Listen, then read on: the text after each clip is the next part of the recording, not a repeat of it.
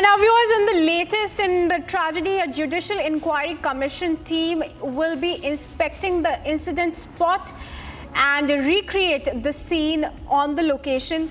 I'm now joined in by my colleague Piyush, who's live from Mainpuri. Piyush, very good morning to you. Has there been any movement now of this Judicial Inquiry Commission yet?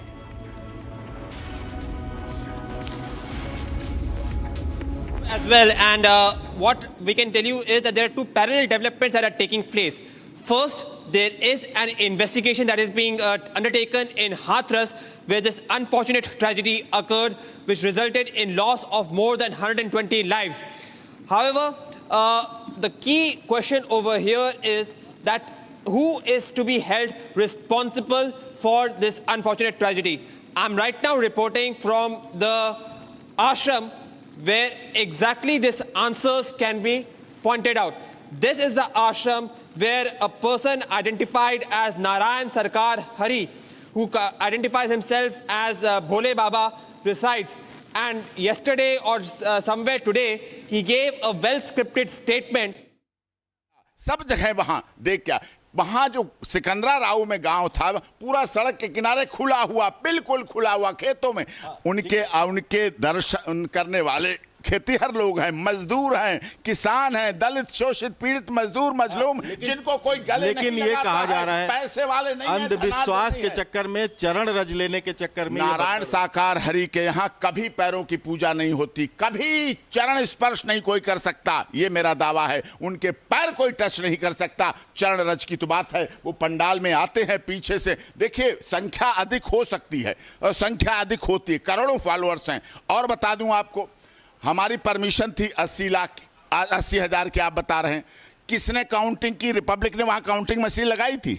मुझे ये बताओ, आपने counting machine लगाई थी, metal detector लगे थे, जो 1 by 1 count हो रहा था, कितने हो गए कितने ने। ये सार्वजनिक कार्यक्रम होते हैं, धार्मिक कार्यक्रम होते हैं, ऐसे आयोजन होते हैं, इसमें इस तरह से ऐसा नहीं हो सकता है।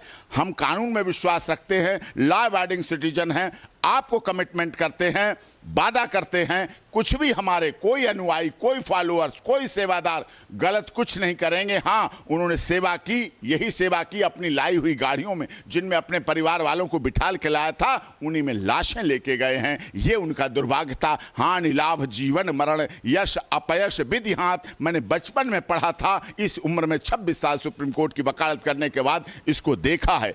और धीरज धर्म मित्र और नारी आपातकाल पर रखिए चाहिए। मैं सबसे आपके चैनल के माध्यम से अनुरोध करता हूं, हाथ जोड़कर धैर्य रखिए, शासन प्रशासन पर भरोसा रखिए, विश्वास रखिए। नारायण साकार हरि बहुत व्यथित हैं, आप साथ दें, सनातन धर्म को मानने वाले साथ दें।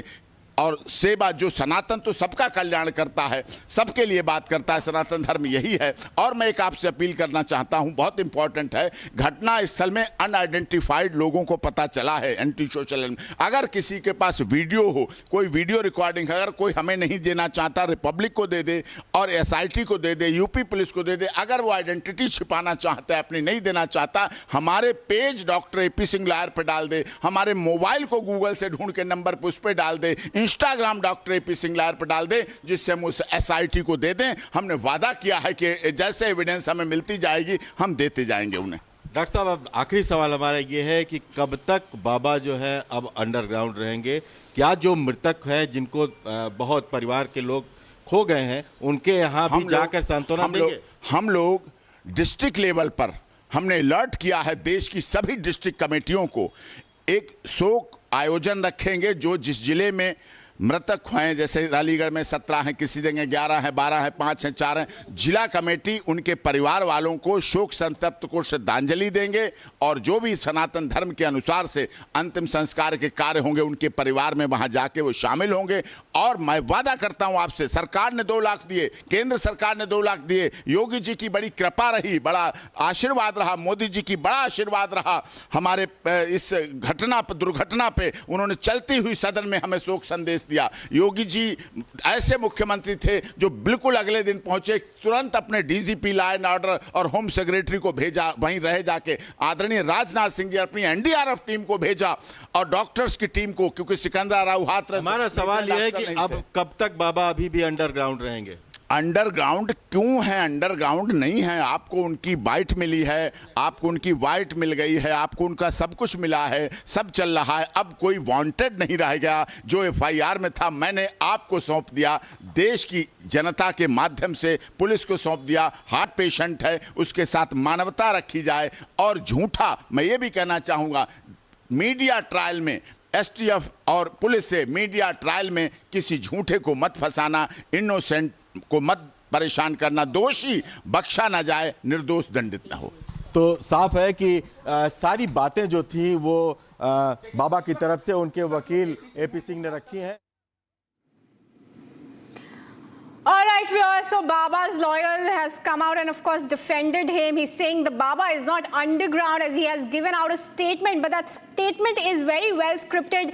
It's coming out after 5 days, and if his lawyer is claiming that the Baba is scot-free, then why did he really go absconding for 5 days? Why were his Sarvadar seen threatening local people?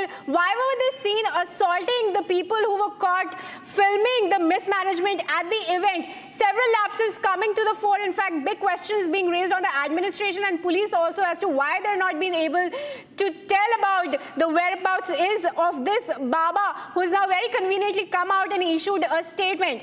With that, we will move on.